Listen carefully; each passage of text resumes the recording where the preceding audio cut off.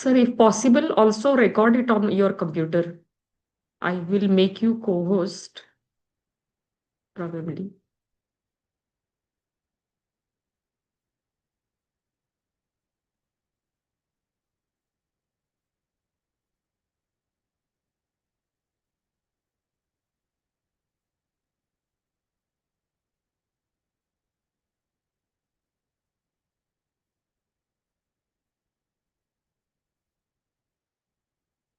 Shinde sir,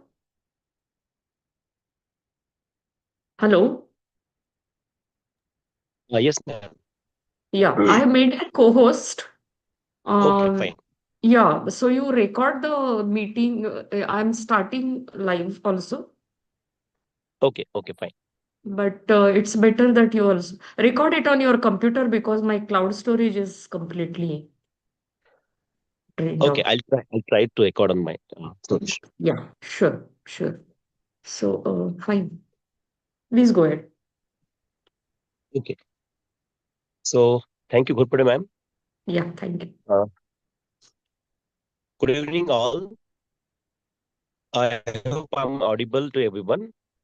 Yeah. Dr. Ranjit sir here. Yeah, he's already joined. I made him a co-host Yeah. also. Okay, fine, fine. So good evening, everyone. Uh, on behalf of IIPT Sub-Regional Council Pune and our esteemed General Secretary, Professor Rekha Gurpade ma'am, I extend a warm welcome to all of you. As you are all aware, this year has been declared the International Year of Quantum Science and Technology.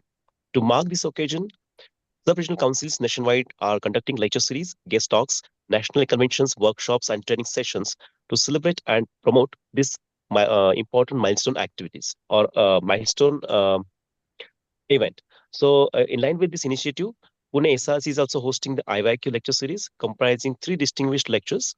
Each of our speakers is an eminent researcher actively contributing to the advancement of quantum science and quantum technology. So today we begin this series with lecture by Dr. Ranjit Kashit sir, a renowned researcher in the field of quantum computing. Before we proceed with with the introduction of today's speaker, I would like to invite our General Secretary, Professor Rekha Gurpade ma'am, to kindly share her insights and highlight the vision and activities of IIPT. Over to ma'am. Ma'am, please.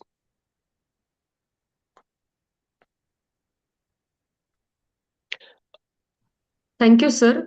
Thank you very much. I'm very happy to start this particular program organized by Pune Sub-Regional Council 08B. For the information of those who are not the IIPT members, I would like to say a few words just quickly.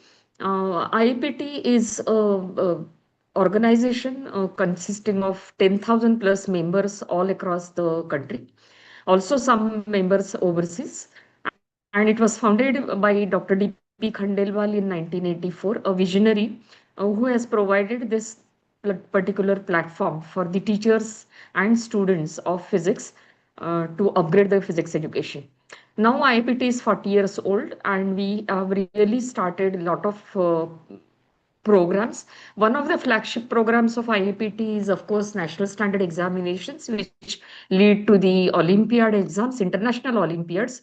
Many of you must be knowing about it. And also, we conduct the national level competitions like competition in innovative experiments, essay writing competition, computational physics, photo essay competitions, and so on.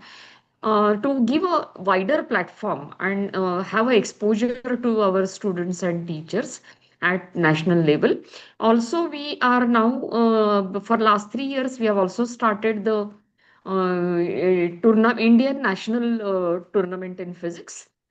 This particular program is exactly in parallel to what international young physics tournament takes place, and we are soon hoping to step into the international tournaments also once we establish in a proper format.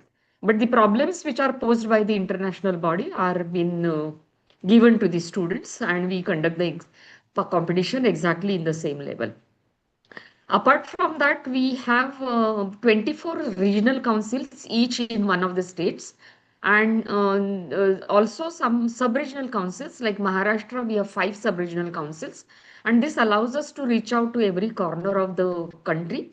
And our motto of IPT is reaching the unreached, and really try to reach out to the even underprivileged people, so that the physics education and the learning process and teaching process, etc., is upgraded.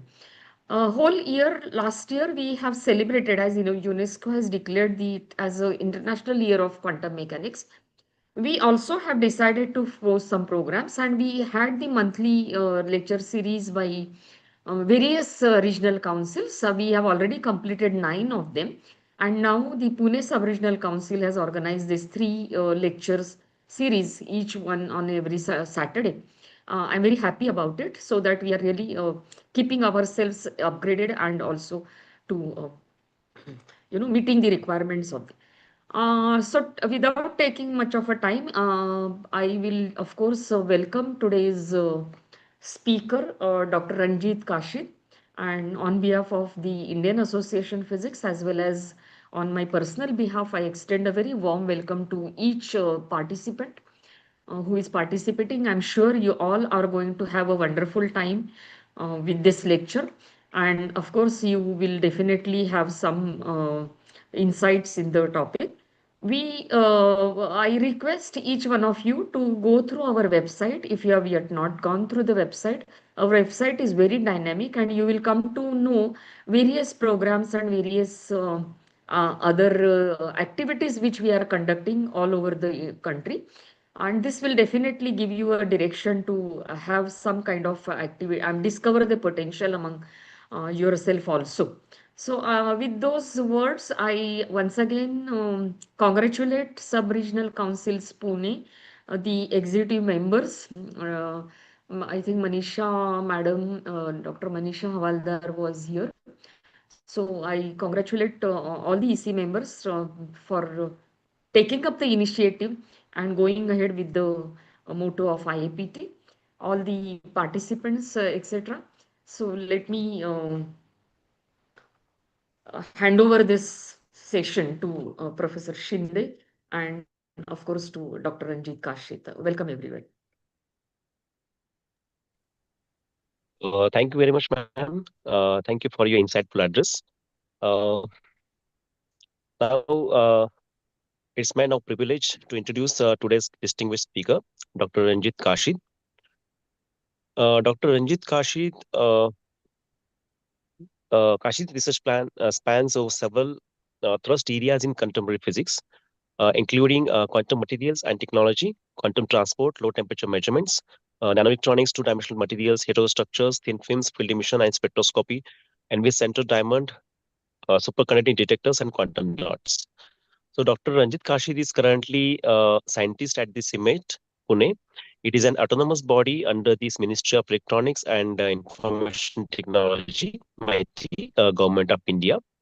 Dr. Ranjit Kashid has earned his PhD in 2014 from Savitribai Phule Pune University, Department of Physics, and he has a specialization in frequency inverse noise studies in carbon-based field emitters.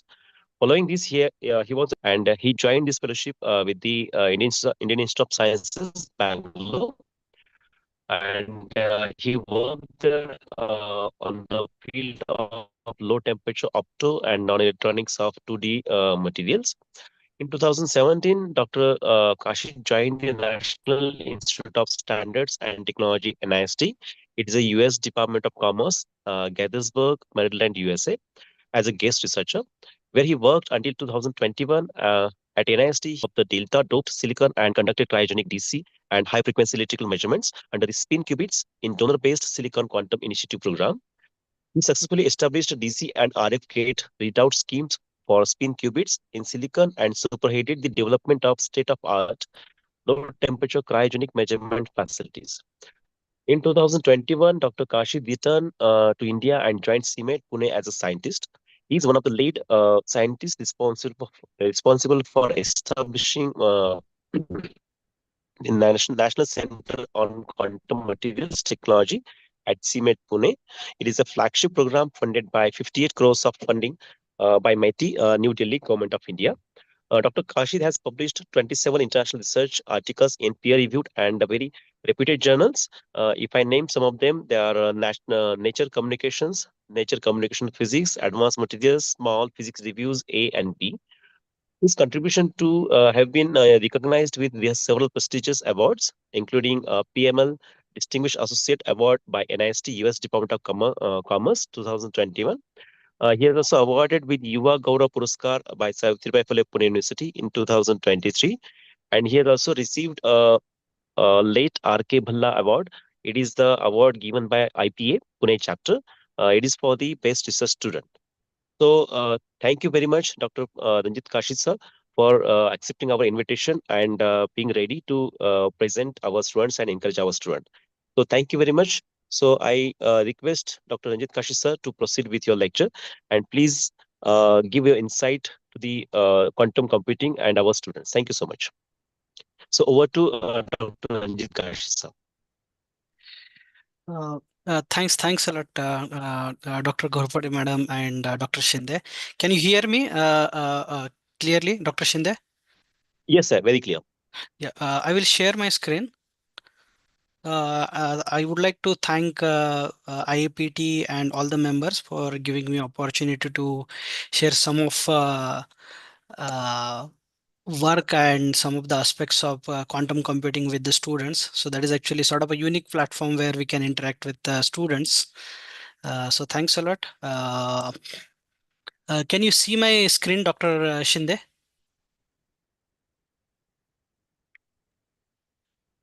Dr. Shinde, can Yes. you?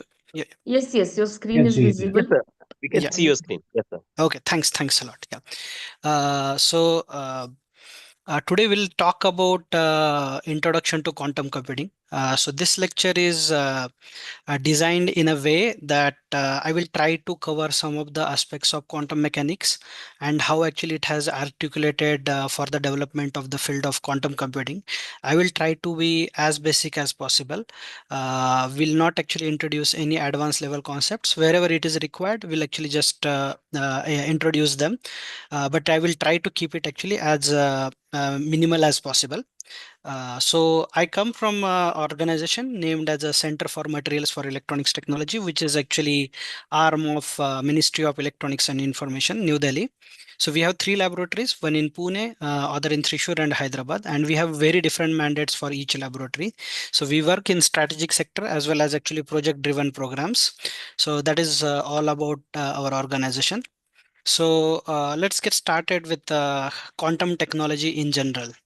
So there are actually four different platforms into which this quantum technology is divided. One is actually you might be already all heard about, which is a quantum computing, where actually it involves qubit and computing with qubits, which IBM and Google you may have actually heard already. So that is actually field of quantum computing.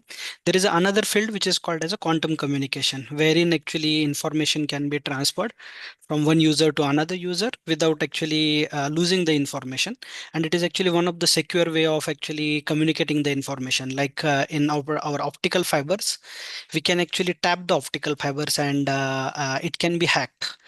However, actually it is believed that quantum communication is actually unhackable. So that is actually field of quantum communication typically many people work in.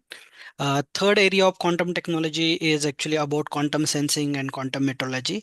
So, for example, can we have actually a sensor based on which is actually based on the quantum principle? For example, can detect magnetic field of a Earth in picotesla or nanotesla of that regime. Such kind of actually detector and sensing elements and metrologies are actually made in this field. And the fourth material is actually sort of mother of all three other technologies, which is called as a quantum materials. Earlier, it was not actually considered or part of quantum technology, but now people have realized its potential and they have added as a quantum materials, because this is without quantum materials, all these three fields cannot be extended ahead. So that is the fourth field about quantum materials.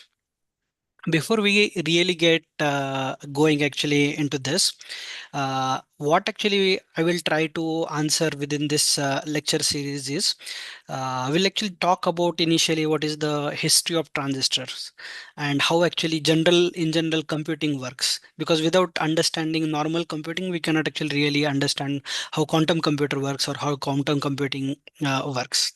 So second part we'll try to see within the quantum computing, like in traditional computing we have actually bits, but in quantum computing you have qubits. So what are those quantum qubits? Then actually we'll try to explore some of the properties of quantum mechanics which are actually exploited for the qubits which are actually utilized. Then we'll go on to different types of quantum computing approaches, how actually quantum computing can be done in various platforms, how really this quantum computer looks like, what is the hardware element of this quantum computer. So there are different platforms, we will actually visit them as well. Then we'll go to which are actually best type of quantum computers right now, who is actually winning the race. We will actually go into that, and maybe if time permits we'll go into case study of superconducting qubits or spin qubits, how they work, and uh, w- what actually we can learn and how actually we can actually exploit these things. So those opportunities also will maybe try to discuss if there is a time. So, for those who really wanted to start their journey for quantum computation, this is the book. Typically, I try to start my lecture with this, giving introduction to this book, because this is one of the fundamental book required for quantum computation. So there are actually two aspects to quantum computation. One is called as a computation and other is called as information. Typically, material scientist or physicist or chemist are actually working in this domain, which is called as a quantum computation, which is based on the materials and other aspect. Typically, engineers and algorithm developers and mathematicians typically work in the domain of quantum information. So these are actually two distinct fields within quantum computing itself. So let's get going with actually our normal transistors. So what has happened during World War II? Like everyone was actually trying to hack anyone else's actually messages. So what actually other country is communicating at that time actually. There was actually different kinds of logic circuit or building blocks were developed, which are called as a vacuum tubes. So in these actually vacuum tubes, people have actually assembled these vacuum tubes, and at that time they made a computer which is called as a ENIAC. So it was an electronic numerical integrator and computer. So you can see the size of this ENIAC. So it was consisting of about 18,000 vacuum tubes. It had diodes, relays, resistors, capacitors, and for operating this itself, actually many peoples were required so that exact computing or say integration can be done. After this era, actually, this whole architecture was actually built on something called as a von Neumann architecture, which we use in our normal computers. So this gentleman over here, what he proposed is there can be a central processing unit, which we call as a CPU, and then there can be a memory. So our normal CPUs are actually divided into processing unit and memory unit. So they are actually differentiated into two. So typically there is a joining bus between them. So we process information into it and then actually pass it to the memory bus and we store it. Typically this is how actually normal computers are actually made. So ENIAC was also made by using this same logic. But you can see the size, because the size is very important, because it has very much correlation with actually quantum computers that I'm going to show to you. So normal computers, we had actually vacuum tubes when actually ENIAC was discovered. But what was happened in 1947? Uh, uh, in Bell Labs, they discovered a three-terminal device which is called as a transistor, which is mother of all the computers that we are using. So it was actually three-terminal device. In this third terminal device, actually, if transistor is on, we have a zero state. If transistor is off, we have one state. So based on this binary logic, you all may have actually learned that we can actually make Boolean operations and we can have actually logic gates. Once you have logic gates and if you assemble them properly, then you have actually memory of the computer. So this is the way actually different elements of computings were developed by using actually just simple element which is called as a transistor. transistor. So once you have transistor, you can add actually more number of transistors to make logic gates and then memory out of it. So this is how actually normal computers are built. So before going into the realm of actually these transistors, I would like to introduce you to actually two very famous papers during that time. So one was actually the paper that was written by Richard Feynman, which was about miniaturization. So what actually he started saying back in 1960s when these integrated circuits were developing or transistor were developing, he proposed an idea that what if we have actually transistor which is consisting of 7 atoms, whether actually it will work like a normal transistor or whether it will work differently than a normal transistor. But here are actually two aspects. This miniaturization has actually given birth to two different revolutions in the world of physics. One is called as quantum materials or nanotechnology, and another is actually quantum computing. So I will extend that actually slowly, how actually this works. So he said actually when actually all the transistor where you can see in the bulk form, he started saying, can we have actually transistor of 6 atom? So that was actually completely revolutionary, and no one could actually even believe we can make something like that. On the left hand side, you see there are different length scales. So let's try to understand this length scale so that actually you will try to understand what I mean by 7 atom transistor. So typically, de Broglie wavelength of electron is about a 1 angstrom. Uh, then, but de Broglie of wavelength in say that is typically in metals, but in semiconductor it is about less than 10 nanometers. For commercial transistor device back in 90s were actually about a micrometer.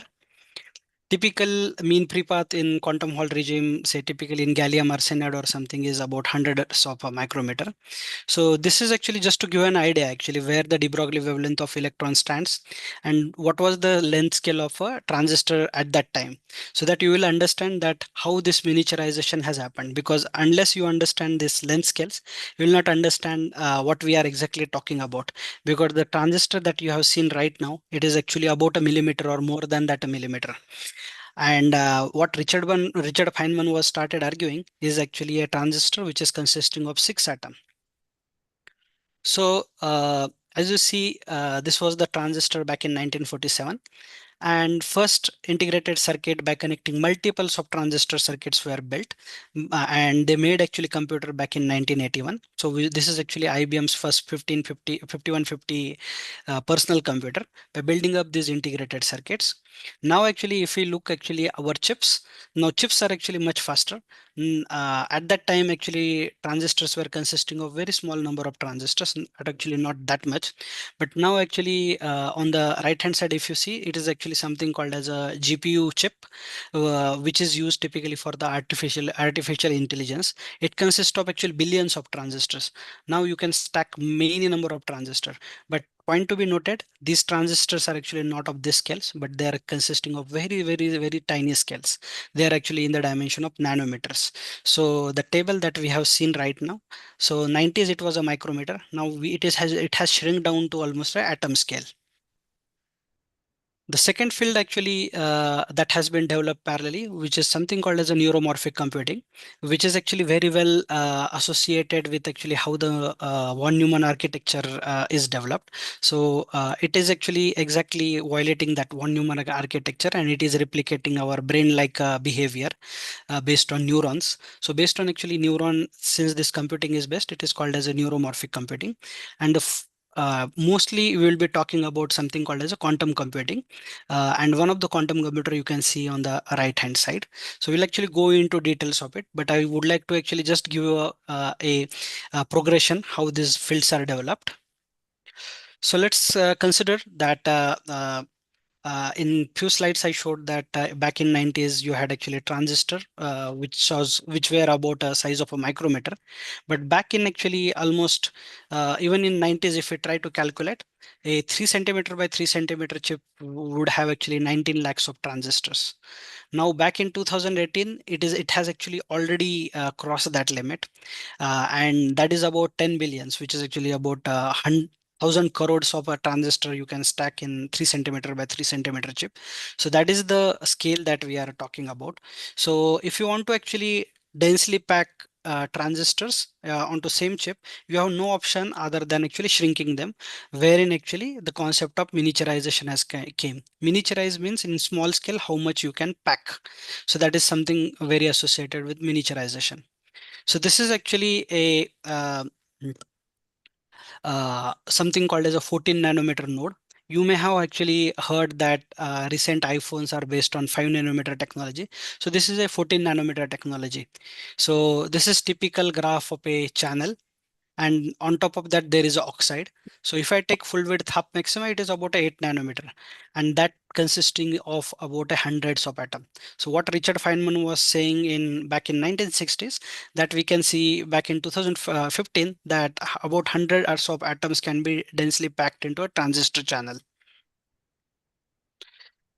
In order to make this transistor, there are actually very specialized kind of machines. This is actually one of the ASML's extreme UV lithography machine, which is consisting of almost 100 Ks of part, and it is very restricted kind of a machine, which only few nations have actually access to. So these kind of machines are typically used in order to write actually very small patterns of devices. So let's little bit talk about this integrated circuit. So we talked that how this can be densely packed and how we can do it. So once you have actually that 5 nanometer or 15 nanometer of technology, you can make actually these GPU kind of a cards, which is graphical processing units. So by using which actually you can densely pack the transistors. So question comes is actually if it has a, as Richard Feynman has said, that if transistor is consisting of 7 atoms, can we see this transistor be behaving normal in a sense? If you pass a current, then you will see resistance across it, and it behaves like a it obeys the Ohm's law. So this kind of a transistor which has hundreds of atoms, can it behaves like actually a classical transistor obeying Ohm's law, or actually it deviates? So at present, actually this 100 atoms of a transistor behaves more like a classical transistor, and it obeys the Ohm's law, and it has a more reason to it. It is not actually uh, because these quantum effects are actually not reflected in 100 atoms of a transistor, and it has very specific reason. So the reason being is the source. So typically for a transistor, you have three terminal device, which is called as a source, drain, and gate. So the source and drain gates are actually directly connected with this device. So due to which actually all the wave function of that specific context are supermerged on the source and drain channel. That's why you don't see any quantum effects. But if you add actually tunnel junction in between the source and drain, then you start seeing a different kind of a transistor, which is called as a single electron transistors. These transistors are typically are the building blocks for spin qubits in silicon. So we'll not go into detail, but I just wanted to give you an idea that why this 100 atom transistor doesn't behave like classical transistor. Reason being, there is a no tunnel junction.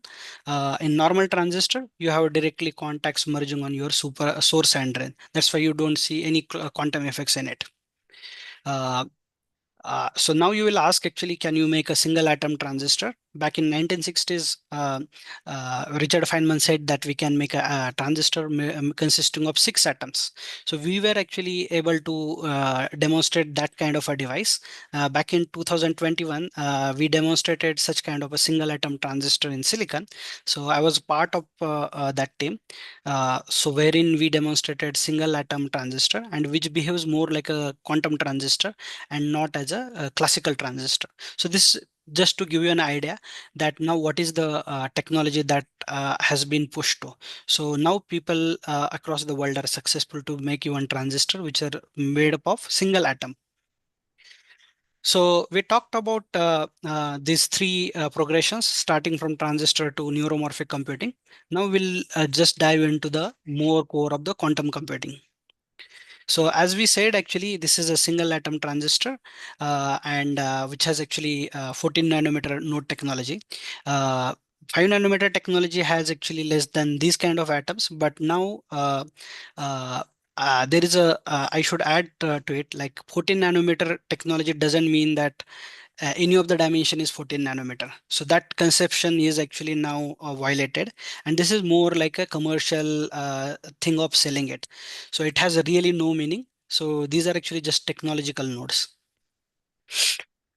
So now you will say that people are actually able to make a transistor which are of almost consisting of a single atom.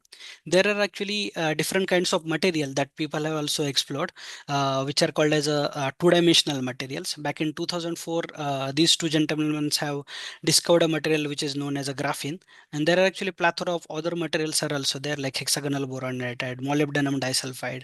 So these material can be exploited into a single atom sheet. So these materials are also, people have started using them in the transistor. And now actually the dream of or the conception of what Richard Feynman has expressed, that can we make a transistor which is made up of a few atoms, is now possible. And here you see these are 2D sheets of these materials which are embedded into a transistor channel. And this kind of a transistors can be now made. So you will ask actually, what is the scale of normal transistor that has been now explored in India? So this is actually a supercomputer which is consisting of almost teraflops of a memory and billion and billions of transistors. So this kind of transistor supercomputers are now can be made in India also.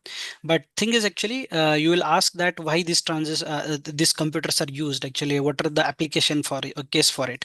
So one of the thing is actually for normal computer it is everyday task. But if you want to go for say weather prediction, if you want to have actually very big data in order to handle that, these supercomputers are typically used. But there are actually then you will ask that if these computers can be used for these cases, then why actually quantum computers can be even explored. So I will come to it and explain you why quantum computers are also important, equal to these computers. So we have actually seen sort of actually generalized history of computing.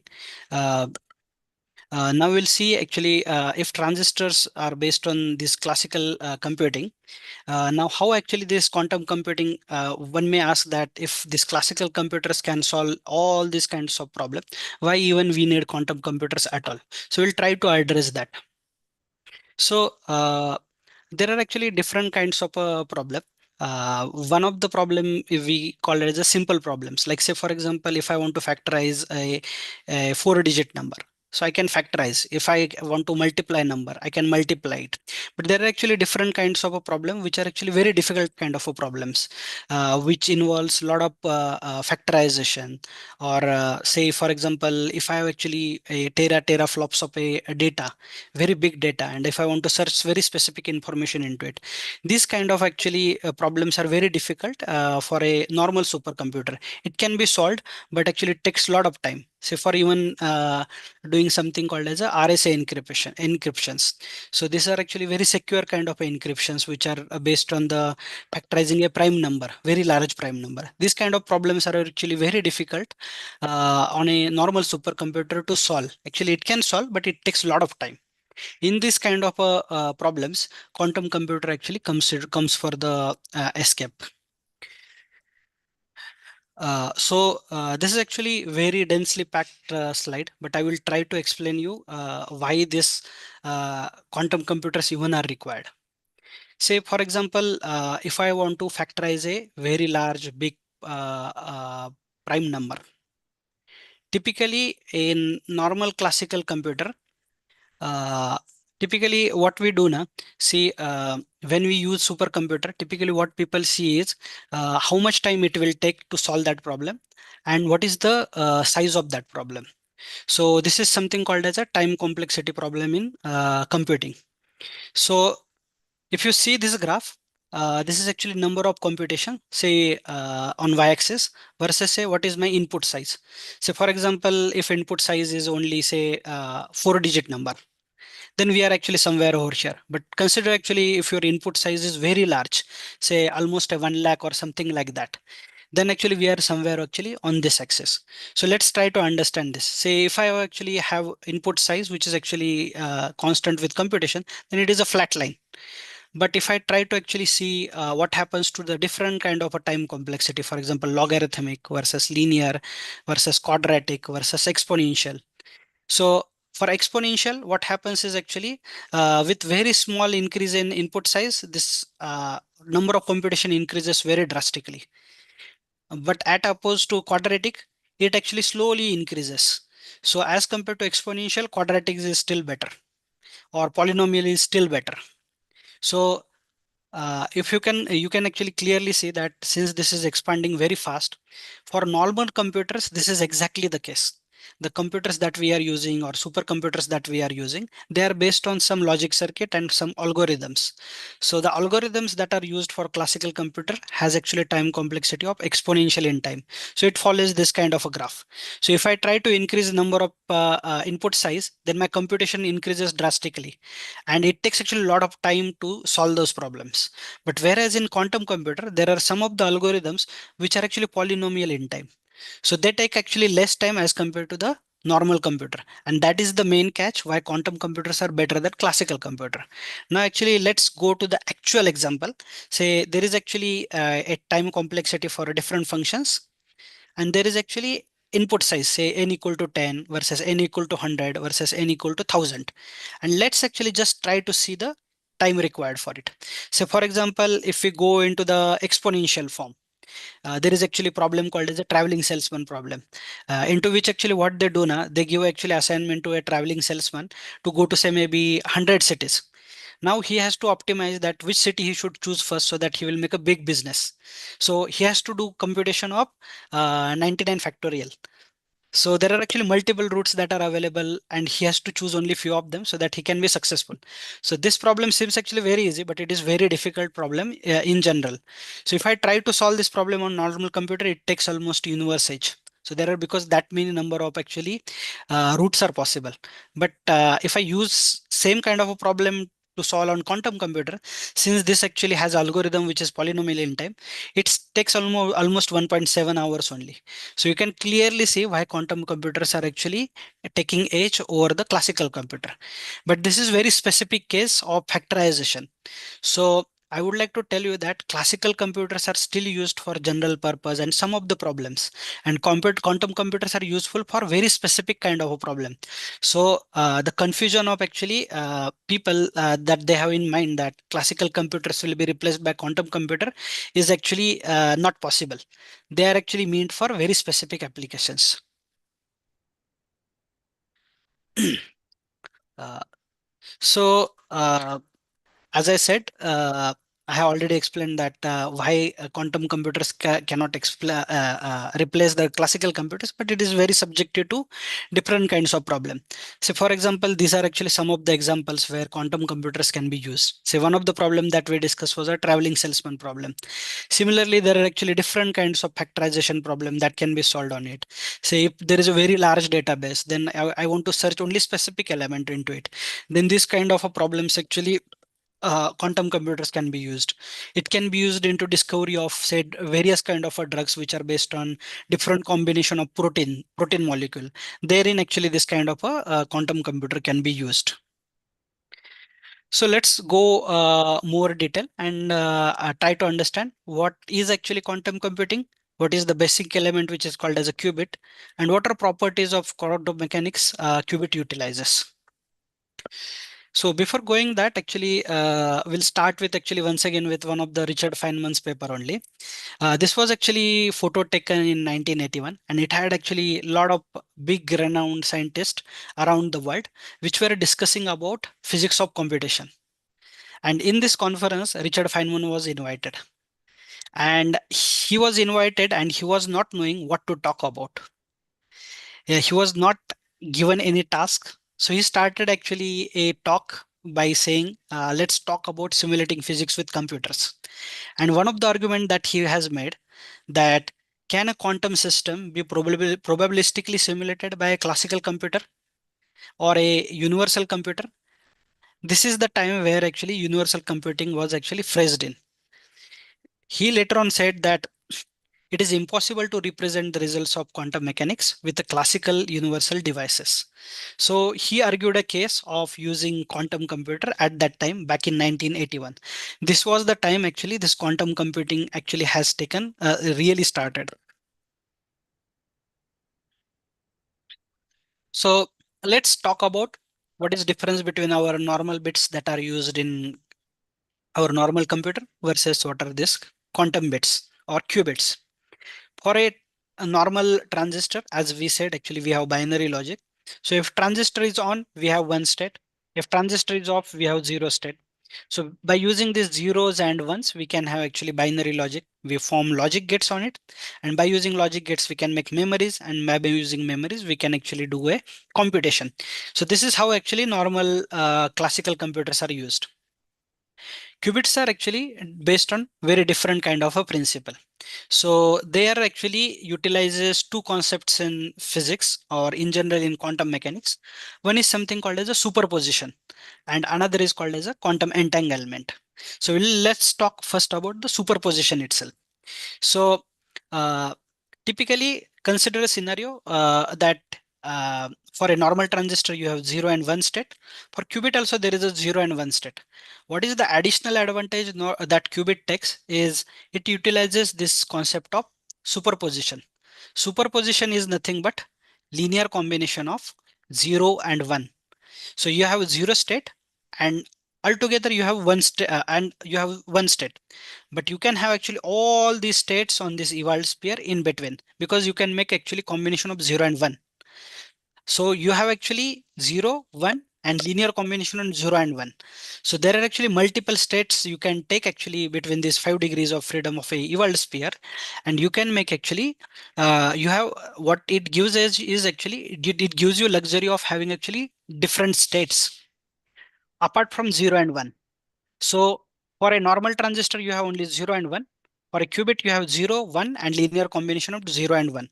I'm repeating this because many times student doesn't understand what is really distinguishing between qubits and normal bits.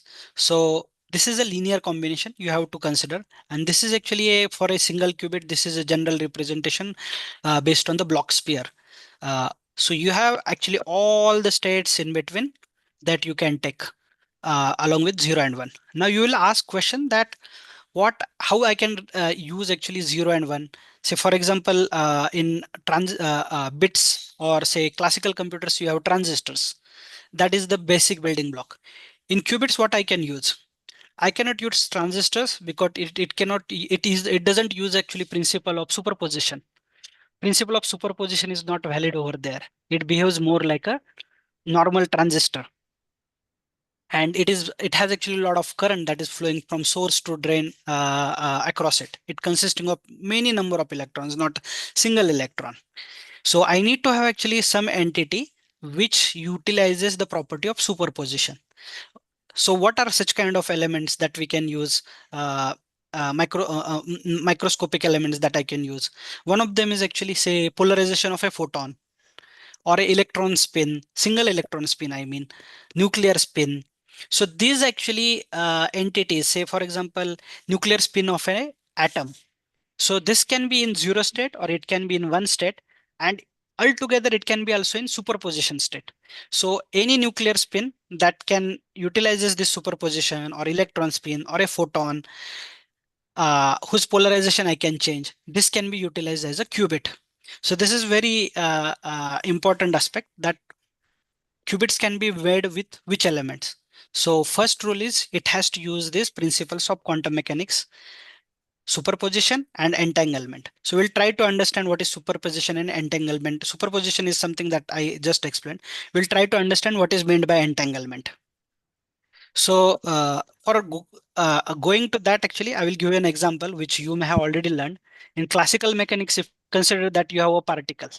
We use Newtonian mechanics to describe actually its position, velocity, momentum, and kinetic energy.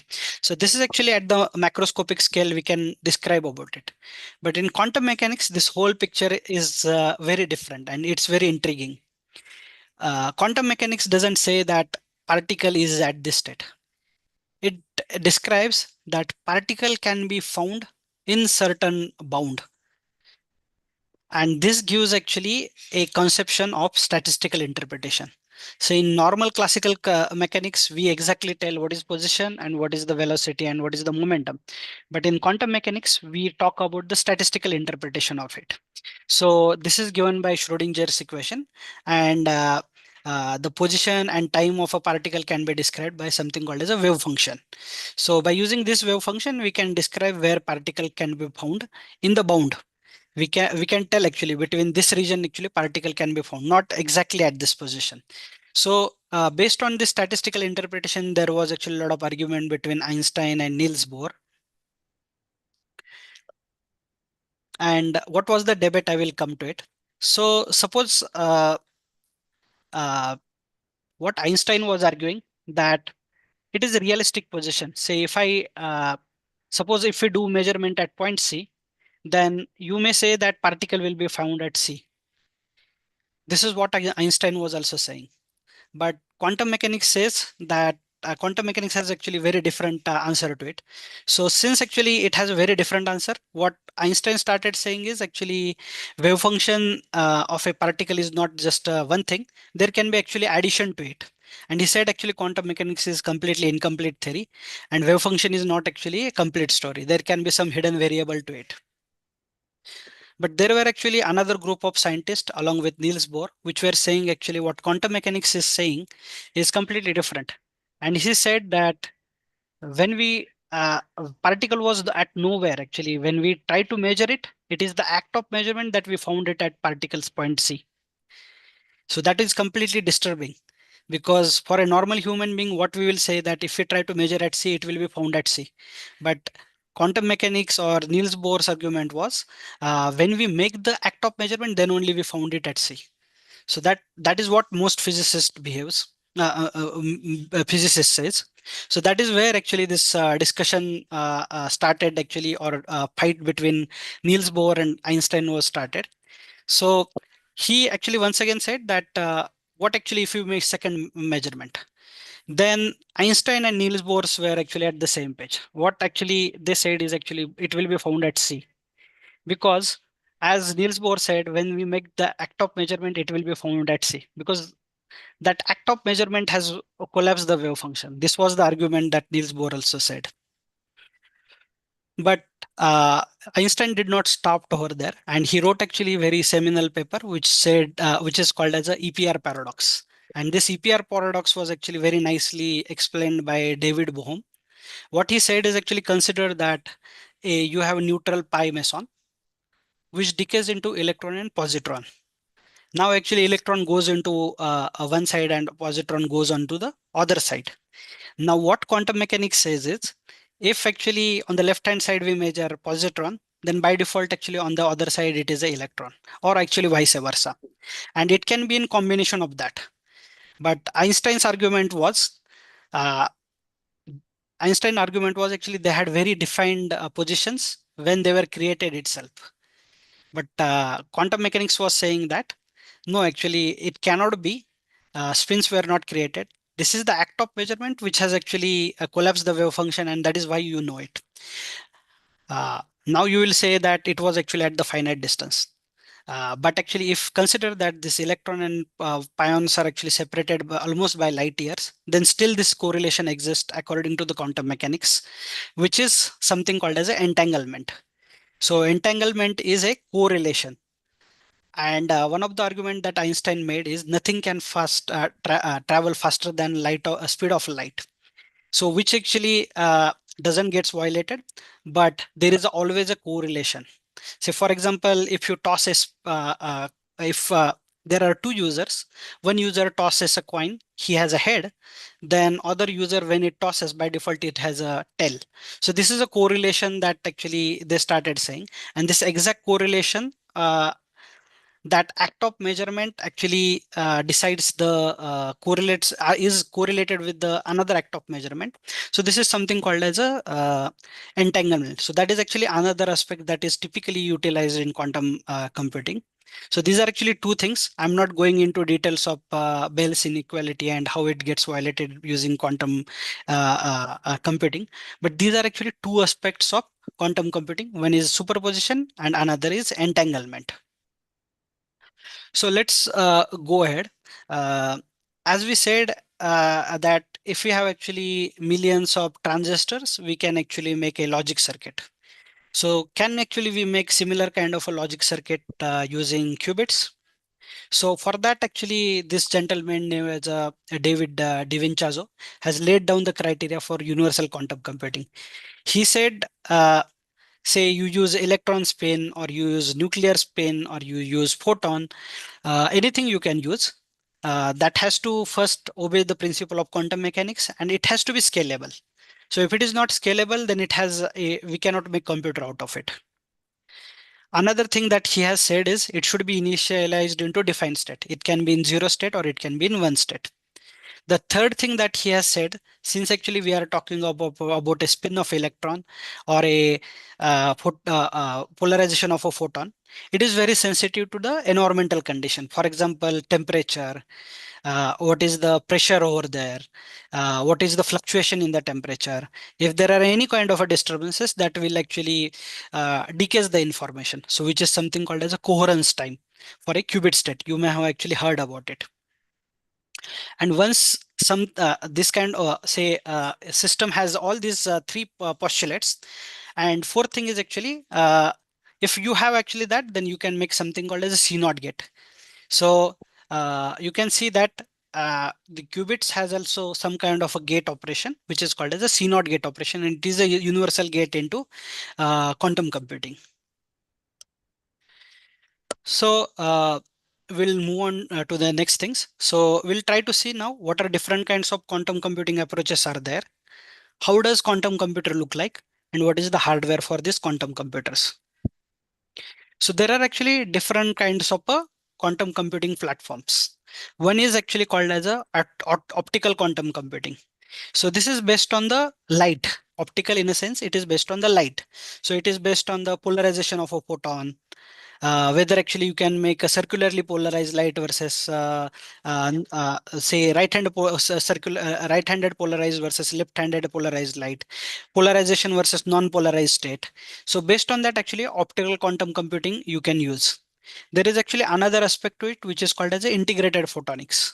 So now actually see in your 11 12 standard, you may have actually done the experiment with prisms and quarter wave plates and optical elements. You can see you have to put them on the bench. So we are talking about say millions of qubits. You cannot actually have this small element put on the table in millions of forms. So that will actually occupy a whole room. So we cannot have actually such kind of a computer. So what people have started is actually they have integrated this small computer into the circuits, which is called as a integrated circuits, integrated photonics. So in these integrated circuits also, that is actually one of the approach wherein this photonics approach can be used for doing quantum computing. There are actually different kinds of atom-based computing approaches also. One is called as a trapped ions, and other is called as optical lattices. So what is mean by trapped atoms, trapped ions? You may have actually already learned hydrogen atom. So hydrogen atom has a binding energy of 13.6 eV.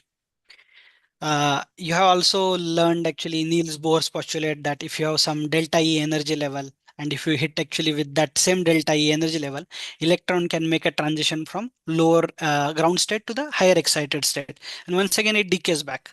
When it decays back, it actually illuminates the light. So that is something called as a fluorescence. So based on actually that, these trapped ions are best. So what they do is actually they take a gas of atoms, and using lasers, they trap single atom itself. And then once you trap this single atom, you excite this single atom from say ground state to excited state, and you look at what is the fluorescence of that light. Based on that, actually you can constitute a logic of 0 and 1, and it also utilizes the principle of superposition and entanglement. Based on these, actually computers can be made, which are called as a trapped ion computers. And there are actually optical lattices computers. So trapped ions are typically charged atoms. Optical lattices are actually neutral atoms, so it doesn't have charge on them. So this is actually another aspect of quantum computing. And the third one is actually most popular, which is called as a solid state quantum computing. So this solid state quantum computing, you may have heard about IBM, Google, Intel, and Microsoft. So typically IBM is works on the IBM works on the conductors. So they are actually are not normal conductors. For normal conductor, uh, uh, if you actually try to pass a current through it, it has a resistance. But in superconductors, if you try to pass a current and if you parallelly start lowering down the temperature, what happens is at some critical temperature, there is no resistance, resistance vanishes. So those are actually class of conductor which are called as a superconductors, which behave, which has this kind of properties. Based on that, actually, there is actually quantum computing approach which Google, IBM, and Rigetti is using.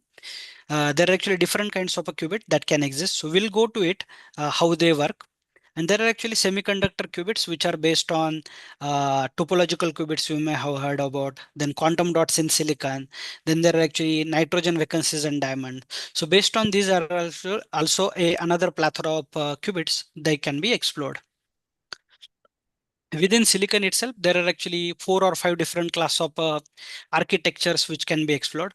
One is something called as a gate-based quantum computing, into which actually you create a quantum dot using this electrostatic gate.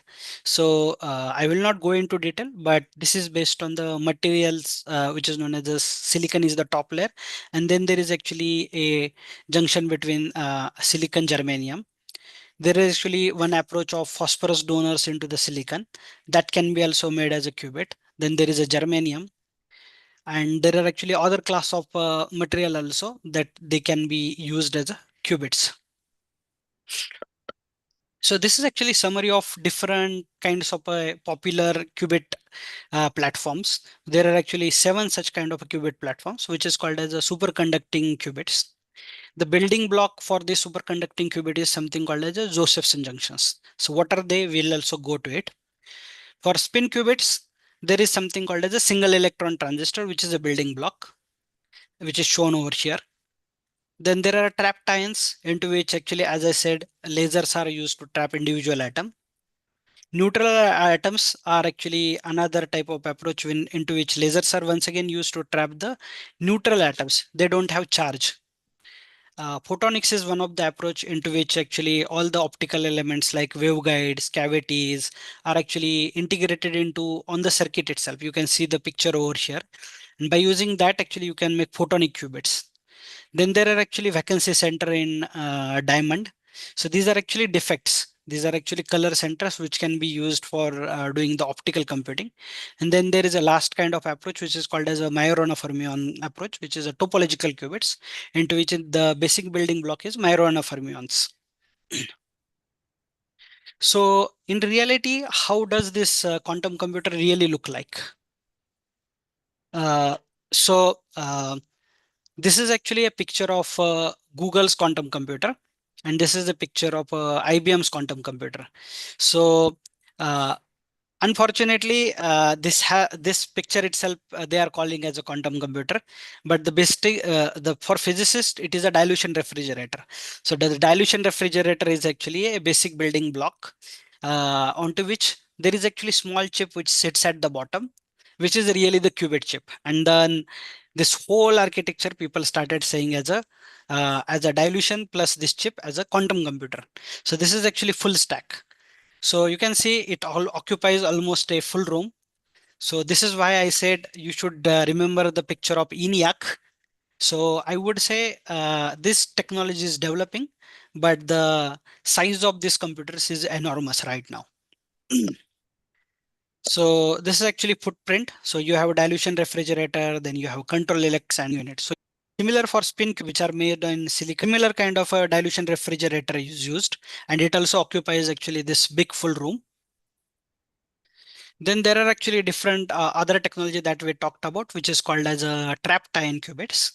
So once again, you can see that the number of optical elements on the bench are huge. This is actually sort of an integrated setup of it, but actually there are multiple optical elements which are over there.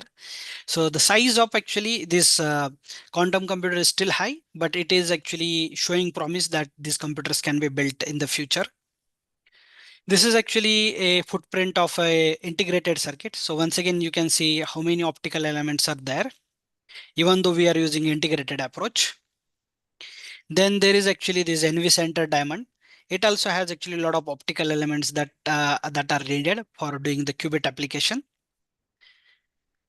So this is actually comparison between ENIAC and today's quantum computer. So I would say that these technologies are evolving. So hopefully we'll be also reducing these quantum computers to a smaller dimension. Before going into the device detail, let's first talk about two elements. First, we talked about this dilution refrigerator, and then there is a chip. So let's talk about actually this dilution refrigerator itself. This dilution refrigerators go to the temperature of 10 millikelvins, which is very close to the absolute zero. For comparison, typically nitrogen boils at 77 Kelvin, helium boils at 4.2 Kelvin, and we are talking about 10 millikelvins. So it is actually very, very close to absolute zero, which is based on the bizarre property of helium-3 and helium-4 isotopes. So the basic principle that I wanted to say how this refrigerator works is something called as evaporative cooling. This is exactly similar to, say, for example, if you boil a pot of water, and if you add actually pump on top of it so that all vapors can be taken. If we try to take all the vapors, then apparently that water gets cooled down. Similar concept is used for this dilution refrigerator. So down there, actually, if you see, there is a mixture of helium-3 and helium-4, and there is actually small capillary which is connected on the top with a pump. So we pump on this mixture, and apparently with the usage of this evaporative cooling, you can cool it down to almost 10 millikelvins. So that is how dilution refrigerator works. This is just to give you a temperature scale idea. Water boils at 100 degrees centigrade, nitrogen liquefies at 77 kelvins, hydrogen liquefies at 20 kelvins, helium liquefies at 4.2 kelvin, and we are talking almost close to 10 millikelvins. So till now, people have almost reached to a nanokelvins of a temperature, which is very close to absolute zero in trapped ions. And this technology of dilution fridge works somewhere at 10 millikelvins, which is over here. So it requires actually a lot of cooling requirements are also there. You may ask why this cooling requirement is needed. The reason is actually we are talking about a microscopic aspects of electron spin, nuclear spin, which are very susceptible to the temperature fluctuations. By any mean, actually consider that you initialized your say logic of 0 or 1 in say spin up or spin down configuration, and consider that there is a temperature variation. Immediately by that temperature variation, your electron spin will flip from 0 to 1 state. So apparently you lose the information. The moment you lose the information, you cannot do any computing. That is the reason why you need very ultra low cold temperatures for the superconducting qubits or spin qubits, so that you will not lose that information. And the time actually it requires to go from 0 to say lower state where it loses the information is something called as a coherence time. So this coherence time is one of the key aspect in quantum computing, which will come to it. So now you will ask, you have shown 7 different types of qubit technologies, which is actually best and what is the current status? So these are actually 6 leading current technologies. In superconducting qubits, people have gone almost up to 433 qubit count. For a trapped ion, it is about 32 qubit count. More the number of qubits, more the computation you can do. Basically, it is a number of qubits are actually also important in order to make the logic circuits. Photonic, it is about 216 plus. Neutral atom, it is about 256 plus. Silicon qubit is still evolving, so it is, I would say, 10 plus. NV center is actually also 10 plus. But if you see the temperatures over here, these technologies require actually very low temperature, like say superconducting qubits require 20 millikelvins. Then spin qubits in silicon also requires about hundreds of a millikelvin. Trapped ion also requires 4 Kelvin. Some of the parts are sitting at the room temperature, detectors and others. So this is how the technologies, and right now the leading ones are superconducting qubit and trapped ions. These are actually leading, which is led by superconducting qubits are led by Google and IBM. Trapped ion are actually led by some of the groups like INQ from University of Maryland and others. Now let's go and understand how this superconducting qubit work or spin qubit works. What is the building block out of it? So let's start with actually spin qubit. Dr. Shashi, do we have time or we are running short of time? So we can take 10 minutes more. We can take 10 minutes. Okay. So I Yes. will just try to tell what is the building block of this spin qubit. So we have seen this transistor, right? The transistor is actually consisting of source, drain, and gate. So this is actually single electron transistor, which is different than our normal transistor. So in normal transistor, your source is actually connected with the channel and drain is also connected with the channel. In single electron transistor, the source and channel is actually isolated by a tunnel junction. So this is not physically connected. So there actually the concept of quantum tunneling comes into the play. So if I actually apply a voltage to source and ground the drain, then what happens is actually electron will see this tunnel junction. It will immediately reflect back because it has actually resistance over here, over here. So it will not actually jump from source to drain immediately unless there is a favorable condition over here. I will not really go into the detail how it works, but you should remember that these building blocks have actually utilizes the concept of quantum tunneling, which you learn in quantum mechanics first year. So these are actually different kind of a transistor than your normal transistors. Uh, Now we'll see what are the basic building block for superconducting qubits. So in electronics, we learn actually three basic circuit elements, which is a capacitor, inductor, and a resistor. If you connect, say, inductor to a capacitor, you form something called as a LC circuit, which we also call as a tank circuit. So if actually you bias this and leave the circuit alone, it is actually sort of a self-charging circuit because it stores the magnetic energy as well as it stores the electrical energy. And if I plot actually energy as a function of phi, then we see actually some kind of a potential, something like this. So which we call this in physics as a harmonic oscillator. So the superconducting qubits are also utilizes this principle of harmonic oscillator. They are also based on the LC circuit elements only. Only difference between these LC circuits and superconducting qubit is this is a harmonic oscillator. In superconducting qubits, you have a unharmonic oscillator. So the level spacing of harmonic oscillator is actually constant, but in superconducting qubit, this level spacing is actually separate. It is non-periodic. So for example, for superconducting qubit, it is actually unharmonic. So the energy spacing between two energies are actually different. So how actually these superconducting qubits are typically formed? So since we talked about a tunneling, I will just give you a glimpse about how these superconducting qubits are made because they are actually sort of a promising candidate and leading candidate for this superconducting qubit, which is utilized by IBM. So what they do is actually they take two pieces of superconductor and it is separated by a thin layer of a insulator. So in ideal world, what you expect if I bias this two superconductors and when I kept as a ground, then ideally electron will not actually go from one side to the another side. But in superconductors, since this barrier is very small, these pair of electrons, which is actually bosonic a bosonic combination, not a fermionic combination, it tunnels from one conductor to the another conductor. And this is how actually it constitutes a current.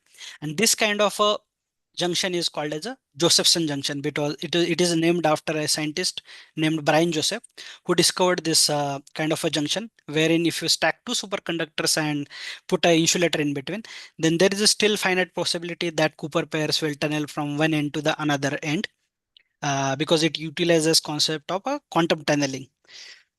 Typically, it is made using something called as a machine called as a E-beam U operator. By using this E-beam U operator, you can make actually this kind of a Josephson junctions. So, uh, what is actually sort of a take-home message, or you may ask like as a graduate or undergraduate students, uh, what we need to learn actually if you want to do research in this field. I would say this is one of the uh, developing science, uh, which is not actually that much developed as much our fundamental science has developed or other technologies are developed. So this is actually new era that is evolving. So I will definitely say to the physicist, chemist, and mathematical students to really start working in this field because this is actually developing field. You have more opportunities, and if you work in such developing technologies, definitely you will land up with good opportunities because something new is always everyone wants and everyone gets actually demanded. You should always work or pursue your research in new areas apart from doing in traditional areas. So I would definitely recommend to the students to start reading about these technologies. I also told you which is the book for quantum computing. So I really encourage you to go through them. If anyone wants to visit our laboratory or anything, they are welcome. They can write to us. So I actually stop by saying that what this new generation or undergraduate student should keep in mind, they should not underestimate themselves because I also came from similar background as many of you. So it is our mentality that rest us. We need to actually think positive. So as Ratan Tata said, none can destroy iron but its own rust. So this is similar that if we think high, if we think that we can do it, we will be able to do it. So please keep that attitude being a student in your mind and go into this kind of a new areas. Don't feel that you will not be knowing a lot of things. Research is actually similar to that. We are not knowing anything. That's why we are doing research. So with that, I thank to all, and I would say session is open. If anyone has any questions, please you can ask without any hesitation. Um, yeah, thank you. Thank you, Dr. Ranjit. As usual, your lecture was really wonderful, and you have taken us to right from the origin of the quantum technology and its beginning, its history, its literatures through the Einstein's and Feynman's referred content. So thank you very much for your very nice lecture, and I hope our students will gain a lot of knowledge and a lot of insights from the quantum technology from your lecture. So now I open the session for the discussion and the questions. If anybody has any question, any point he wanted to discuss, please go ahead.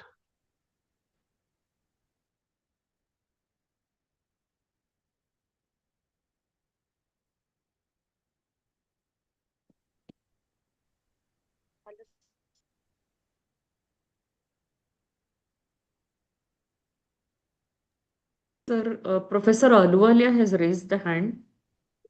Sir, Mm, please. Sir, please. Sir, yeah. please. So thank you very much. I enjoyed the lecture and thank you, Dr. Ranjit. There were a few things which were coming in my mind, if you can clarify on those. There is a lot of, curriculum development which is going on in the country. And when we are talking about undergraduate curriculum, particularly for BSc students, what is the kind of, curriculum interventions can be there which can really help them get into the quantum workforce which you were talking about? Uh, so what is the starting point for them in this whole area? Um, uh, yeah, it is a very interesting question. Thanks a lot actually for appreciating the talk. Uh, many times I'm being actually asked for this. What I really feel right now, sir, is if I look at my curriculum, the way actually I started working in this field is uh, I learned actually linear algebra when I was actually graduate student during my BSc. Unfortunately, I see right now in some of the universities, this curriculum is actually slashed down or cut down. So I Mhm. would say for the BSc students, it is very important that they should be taught linear algebra extensively with Fourier series and Fourier transform. Uh, Parallel to that, many times the programming languages students are lacking. I was actually trained when I was a graduate student into C and C++. Now recent trend is actually they should also learn Python, database management. Now these courses are actually available. They should learn that. Um, and I learned also that electrodynamics, ED1, ED2, both should be taught extensively during the graduation. Also, along with Quantum 1 and Quantum 2. What I'm seeing right now for the graduate student is Quantum 1 is taught, Quantum 2 is not taught. ED1 is taught, ED2 is not taught. So I would say, to be honest with you, quantum technology is advanced technology, but it is based on the basics that we learn in the our fundamental courses. And unfortunately, these fundamental courses are not taught well, or the curriculum is slashed down. So that is a aspect I would like to really bring it to.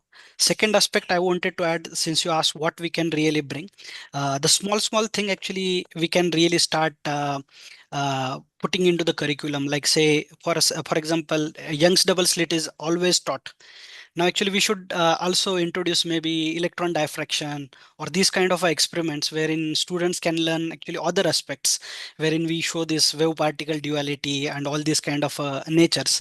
So from there, actually, they will start getting more encouragement into the quantum technology. Uh, Visits to these things is actually another thing that now many labs are there for quantum computing. So I would say that many people are open, so students should visit their laboratory. In fact, instead of college arranging their visit, students them should start going to these laboratories, speaking with people. That will be definitely helpful. I don't know whether I answered your question or not, but this is something that is always coming in my mind as a researcher. Actually, there was one thing more which was coming in my mind. I'll share two things with you.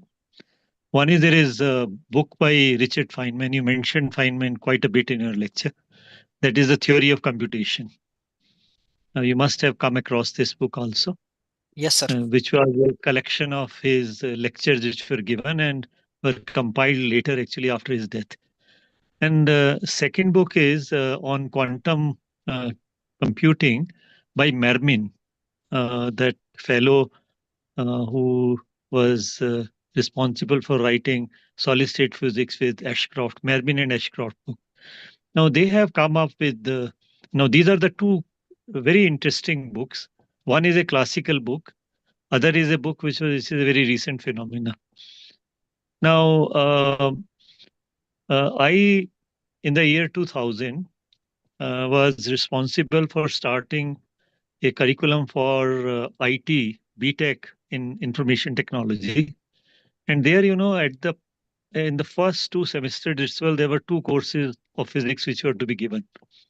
So one we picked up as modern physics on based on Arthur Baser, and second was based on this theory of computation book by Richard Feynman. I mean, it's such a wonderful book that somebody should really pick up that book and start teaching the innards of quantum computing from that book. I would request, because you are sitting in an institute where this kind of a thought process can actually begin, and a very fundamental, set of questions which come in the mind of anybody gets answered in that book itself. Uh, this is my own perception about that first book. Second book is, when Mermin writes its preface, he says that when I am writing this book, I have more in my mind an engineering student than a physics student. And he builds up everything from scratch and goes right up to, Shor's algorithm in that particular book. So I don't know if these two books can be very good starting points for initiating at the undergraduate level the idea of quantum computers and quantum computing. Uh, I would love to hear your thoughts. Maybe we can think of starting something on the IAPT platform itself in initiating one such course where we can, undertake these two classical books, I would put it like that, in encouraging undergraduate students to, start appreciating the opportunities which are waiting for them. Um, uh, Thank you, sir. Actually, I read Richard Feynman's book on quantum computing, but not the Mervin's book. So I need to really go through it. But definitely, what thought you put about Richard Feynman's book is definitely it will work. I need to really go through second book, then only I can be able to comment. But first book is definitely can be introduced to students, because the way Richard Feynman talks is he talks Mm. like a normal, like he Yeah. communicates with you. So anyone, Yes. even actually non-graduate, non-science people can also understand what he's talking. So that can be definitely a very good starting point, sir. And one very interesting, question which he left in that book was that I am looking for a Hamiltonian for a quantum computer. And can you please tell me whether over the last almost now 25 plus 14, that means almost 35 years, has anybody found a Hamiltonian for quantum computer? Uh, so, sir, let me put it in this way. I talked Mm. with this year's Nobel laureate, John Martinez. He was ex-NIST scientist, wherein I did my Mm. postdoc. He came from a community of superconducting qubits, and we were working in spin qubits. So Mhm. first thing, when we started actually telling him problems about spin qubits, the first thing that he questioned us is, do you know Hamiltonian of spin qubits in silicon? This is the exact thing Okay. that he asked us.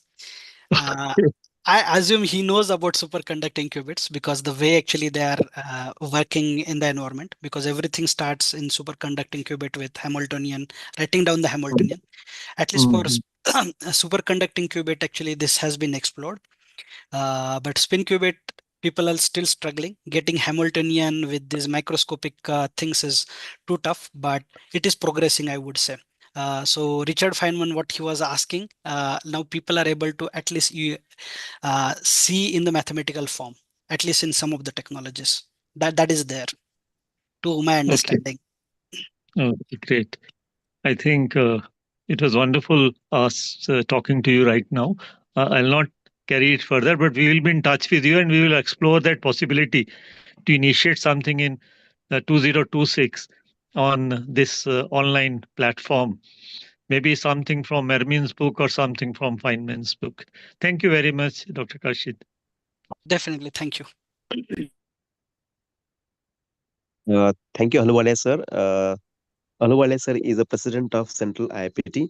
So thank you, sir, for being with us. Thank you so much. Anybody else?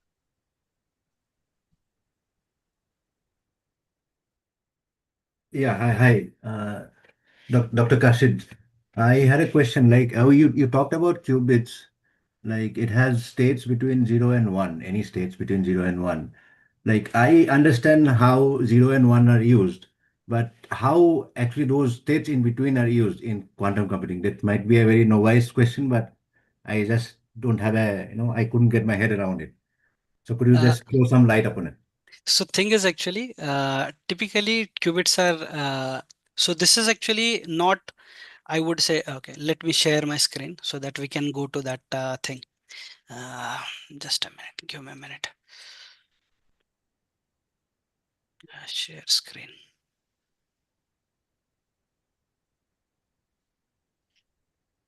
So when we talk about this, something called as a Ewald sphere, Mhm. this is a representation. This is not actual how the qubits are represented. Where it is. Yep. So this Yeah. is actually Ewald's pair onto which actually these states are actually represented. So typically, say 0 and 1, you can actually imagine by initializing, say, electron spin in say up state versus down state. So now your question is actually how can I actually initiate between say superposition state between 0 and 1. So Right. typically the way actually it has been done is what they do is actually maybe if I have a slide that is better so that I can be able to should tell you.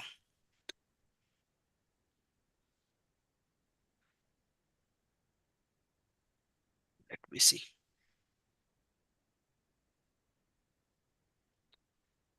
Okay, anyways, I don't have slide on it right now. But thing is actually, sir, typically what they do is actually there is something called as a microwave excitation. So what it does is actually, Yeah.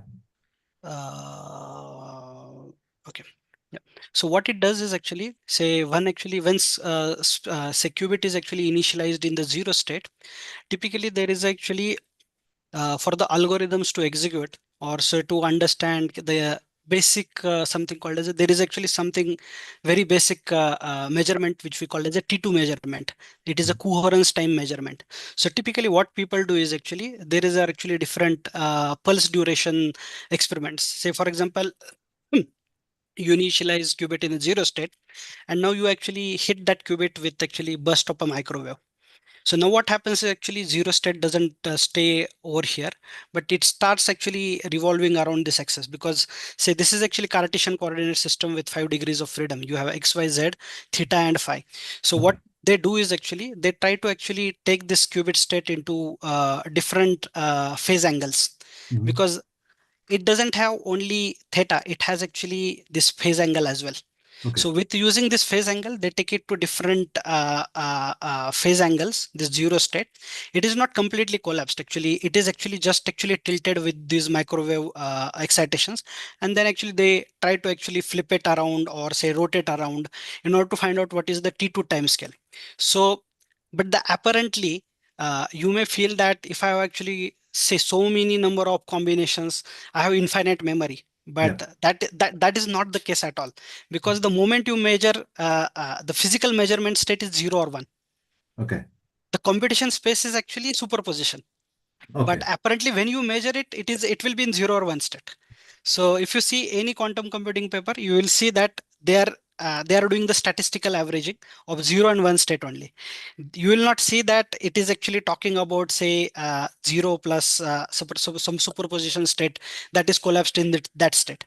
So even actually it is over here, some kind of a computation is actually made around this platform, but the Okay. apparent measurement is actually either 0 and 1 state because the moment you measure it, it collapses.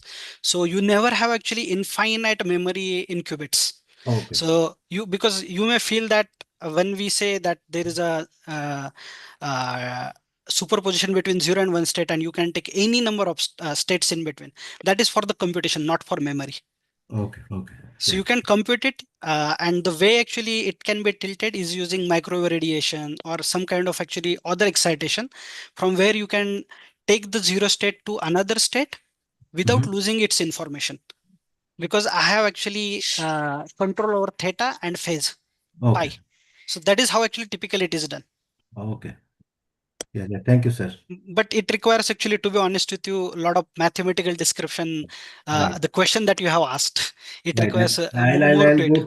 go through something on the internet as well Yeah, on yeah, this. yeah, yeah. Thank Yes, you. sir. Yeah.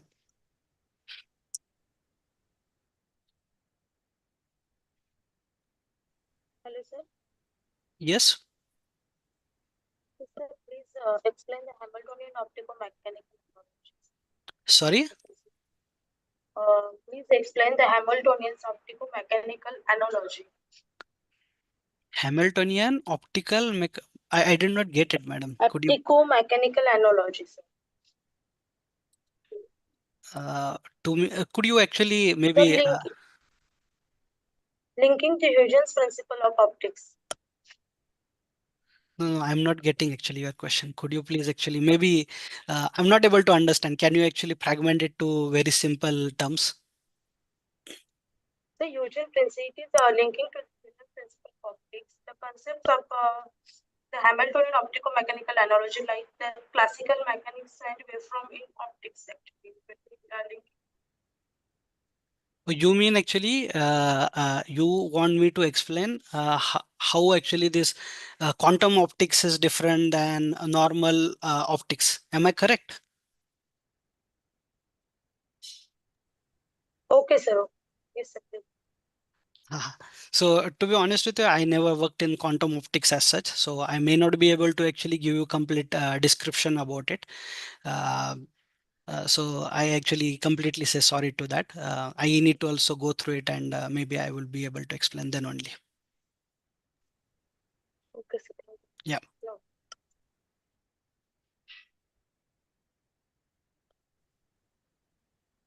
Hello, Ranjit. This is Ashish sir. Yeah, please go ahead, sir. Yeah, nice to your talk. And sorry joined late, but I have one question regarding how our material science students, okay, generally uh, have some initially they can learn some fundamentals of quantum devices or something related to that. So what you suggest to have we can have some initially we can give some courses or some kind of training so they can learn these days also having applications of mostly material science in making these quantum devices. So could you please give. There are actually two aspects to it, sir. Mhm. One is actually traditionally we teach students up to Hall bar. Typically in semiconductor physics, we show them actually how Hall bar devices works, right? Uh, Mhm. Now actually in that is actually traditional solid state physics or device physics that we teach. I believe actually we should start introducing something called as a mesoscopic physics into the syllabus. So there is actually very good book by Supriyo Datta on mesoscopic physics book, which actually talks about these transistors. So, like physics at low dimensions, say what will happen actually if we make this Hall bars into, say, Hall bar dimension to say comparable to a wavelength of an electron, or say scattering mean free path of an electron. So Okay. at this time, actually, these effects of quantum effects will start playing role. Say, for example, weak localization, or say this Mhm. Aharonov-Bohm effect. This will actually start manifest. So Acha. I would say that is actually one of the good starting for point for teaching, say, mesoscopic physics for these Mhm. maybe Okay. master level students, I would say. Acha. Okay. So that is actually very good and fundamental book which is taught in IISc and other places Acha. typically, Okay. because you have some Mhm. fundamentals in semiconductor physics. For Yes, yes. quantum devices, always actually devices starts with actually van der Waals and Hall bars, but the real Okay. physics starts coming into the play when we actually really start looking, or say reducing the dimensionality of these devices. Mhm. Then only actually this quantum effects will play a role. Say for example, in weak localization, Mhm. electron behaves as a wave as well as it behaves like a particle. So you get actually quantum interference. So now Understood. there are actually a very simple experiment that we can also do. Like there is one Geo Kulkarni's paper. What he did is actually take a lead pencil and make Mhm. actually made circuits out of this lead pencil because it has actually thin graphene plex.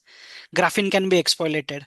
So if you make two Mhm. contacts to graphene, and there are now many laboratories in Pune which works on low temperature. If we cool it down, we can Mhm. show them actually how this quantization happens, or say quantum conductance will start playing Mhm. role. Or say if we even just dip actually this into nitrogen, nitrogen temperature, these devices, a lot of things Mhm. can be explored, similar kind of thing. So I would say mesoscopic physics is one of the thing that we can start exploring, sir. Surely, sure. So nice for your answer, and definitely we'll work on it and we'll touch with you. Okay, surely. Thank you.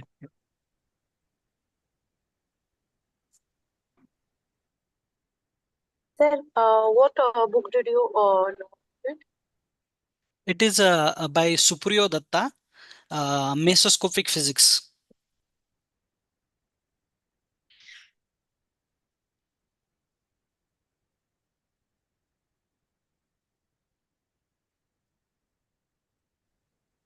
Is anyone else?